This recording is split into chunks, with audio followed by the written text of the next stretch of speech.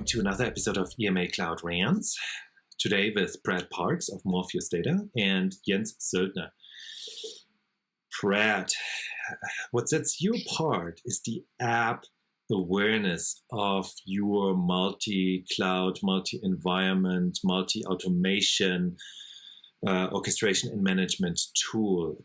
The challenge is a lot of customers have hundreds or thousands of applications, and Jens sees this every day, and they use every database under the sun, they use middleware, they use all types of different things, and you don't know what you want to touch and what you what you rather leave alone and not move to containers or move to FAS or even virtualized. Maybe it should stay in bare metal. And that is the challenge, because there's all those dependencies that you get. That's an old version of SQL Server. Can't just shut that down because I don't even exactly know what depends on it and if I can upgrade it. So with the Morpheus platform, Brad, the fascinating piece is that you can really pick specific problem areas that pain you the most right now and address those. And not modernize and not rock the entire boat, but you just gradually at your own pace solve your problems.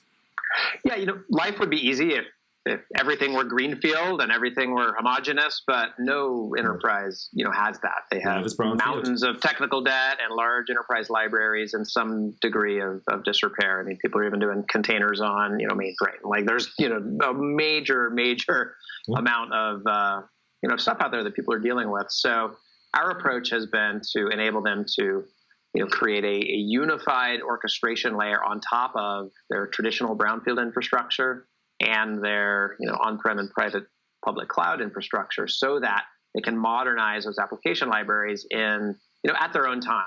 So whether that's starting to tier and move from monolithic to microservices, starting to segment those applications where some of the application tiers might run on-prem, some might run off-prem, or enabling them to do scaling rules that help them burst from one cloud to another. Having those degrees of freedom with the automation built in really is where we see an opportunity for customers to move from just basic automation of provisioning infrastructure to really automating and building multi-cloud, multi-tier application stacks that are fully automated.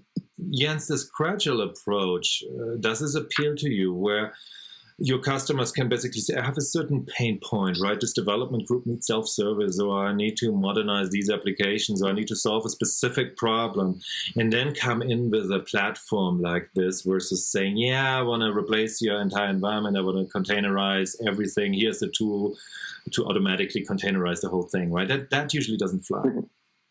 I think it's a unique approach and actually quite pragmatic, because like the other tools that we normally work with, you can use them for new deployments, you set them up as blueprints, and then you can go ahead. But what about your existing applications? You can't really manage them in these tools that the traditional vendors provide. So I think there is a huge market chance actually for Morpheus Data. Sounds really like very, very good to me.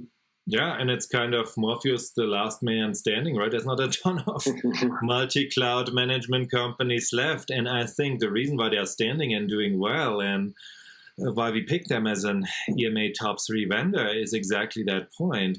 You solve automation and orchestration problems in the DevOps tool chain, and you make the releases faster. You aim to make them higher quality through automation, and that is really what customers today are looking for. They aim to release quicker with lower risk at better cost, right? And not hire a ton of operations people. So if they have Kubernetes, they don't want to hire 10 Kubernetes managers or people who can do command line Kubernetes magic, right? It's not attractive. We had that with OpenStack, right? As people earn a lot of money, and it's just infrastructure where stuff runs on. Then the executives will say, nah, let's put it all on a hyperscale cloud.